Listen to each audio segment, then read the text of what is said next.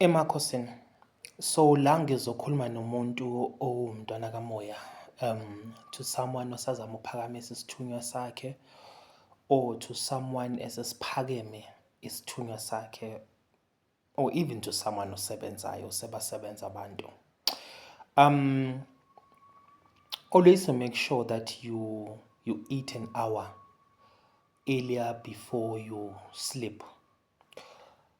Even 2 hours, it's fine. And then make sure that you drink a lot of water. You can put some salt, some coarse salt inside of that warm water just for iron, just to get some more iron.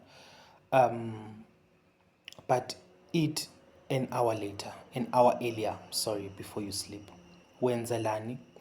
Wenzela ukuthi uma ulala umoya wakho ukwazi ukuphuma kuwena, ukwazi ukuteleporter and ukwazi ukukhonektha to the spiritual world and ukwazi ukuphupha and amaphupho wakho angabi vividly.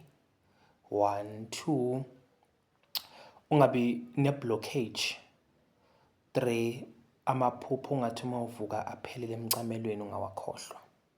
Because one of the things that make ukuthi sikhohlwe amaphupho, sibone izinto vividly, singezwa kahle or sibe blocked, it's because of isisu sisuke sigcwele ngaleso sikhathi. Ulala udle i7 colors, isisu sigcwele, and you didn't even drink enough water that can actually like detox yonke le 7 colors, amafutha netswayi, yonke into abolu kuyidla. So it's one of the reasons.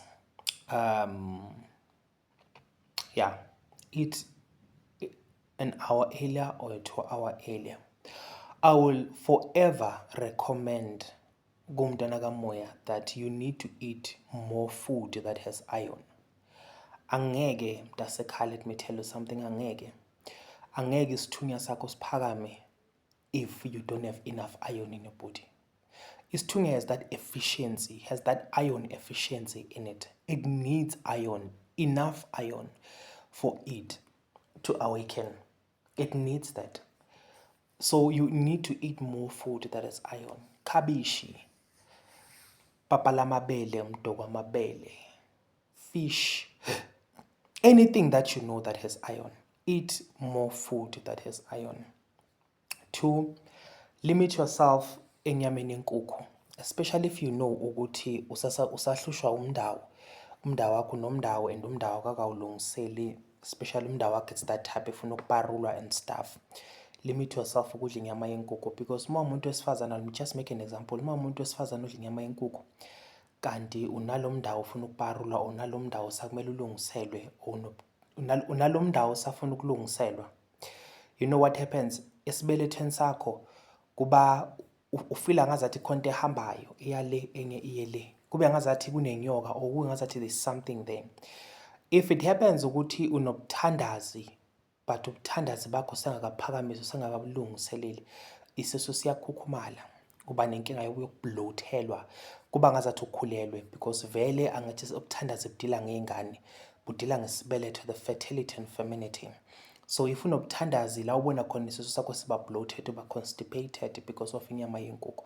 But if unomndawo ungakawulungiseli, kuba ngazathi khonto ehambayo ngaphakathi, kuba ngazathi ungaze utshena nokuthi ufakwe inyoko or something kanti lo mndawo ungakawulungiseli. So limit yourself from eating inyama yenkukhu too much. Uyidle nje mhlawumbe ohlala nayo ko-KFC na o-Chicken Licken no-beef roast ey'fana lezo, but kungabi into oyidlayo most of the cases. Inyama yenkomo, you can eat it but not too much of it. I know it might not be scientifically proven or medically proven, but inyama yenkomo, it has a tendency yokuphakamisa high blood kumuntu. Iyashisa ngokwendalo yayo, it's hot ngokwendalo yayo. That is why abanye abantu bakamoya mabayidlile inyama yenkomo, umuntu akhona ushiselwa ngazathi ufakwe kwimbawula, ngazathi kune-heat evuliwe lendlini, ngazathi angakhumula. So you also need to limit that. But actually you need to know what works for your body. You need to know what actually works for your own spirit. This one is compulsory for abantwana abaningi bakamoya. You do not eat you do not eat a rabbit. You do not eat idada, be it a turkey or anything. You do not eat this too. Dada likhuluma kakhulu, unogwaja, uphila ngovalo. Mntana kamoya is not supposed to be a type of a person opeperezayo la. Unogwaja liphila ngovalo, and uvalo umelusi wakho uma umntana kamoya. So you are not supposed to eat rabbit because urabbit unogwaja uhlezi othukile njalo. So uma ungadla unogwaja uvalo lakho ngeke lisakwazi ukwelusa because lizohlezi ushayela phezulu kanje. So you wouldn't know ukuthi uvalo lakho khona into elikutshela yona, or ilona ogwaja udlile owenza ukuthi uvalo lakho ushaye phezulu kangaka. For ungawadla ama-peanuts. Anything that has nuts, limit yourself from it. Ama-peanuts ayavala umoya. Angaza nani, but ama-peanuts ayavala umoya. Trust me when I tell you. They have ayavala umoya ama-peanuts. Just prevent yourself from eating anything that is nuts on it. What else? Yeah. The rest of it goes individually. And the one thing futhi enye ehluphayo ukuthi isithunywa ungahamba impophoma, uhamba ihlane and all of that. But isithunywa ngeke sikutshela ukuthi sengiphakamile mina. Angeke sikutshela ukuthi sengivulekile. Udinga someone ozokutshela ukuthi sesiyasebenza. When ungacabanga ukuthi siyasebenza lokuphupha ubonisa utshela abantu lo ucathi siyasebenza kanti no, it's just you being clairvoyant. Your dream land that's clairvoyant. Sona singakaphakami. But udinga someone who's going to tell you that ekoko phela wena kumele ngabe usuyasebenza. That's how it is. And nakhona uma sesiphakamile izinsebenzo zaso siyashintsha. Angithi wena ubuwenza izinsebenzo zokuthi usiphakamise, manje sekudingeka ukuthi wenze izinto ezizokwenza ukuthi sisebenze. Sesiphakamile but sekumele sisebenze manje.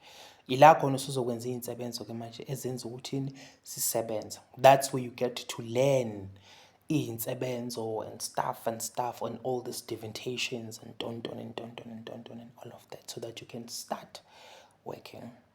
Sihlupha nje ngokuthi mase sisebenza angeke sesikutshela ukuthi sengiyasebenza.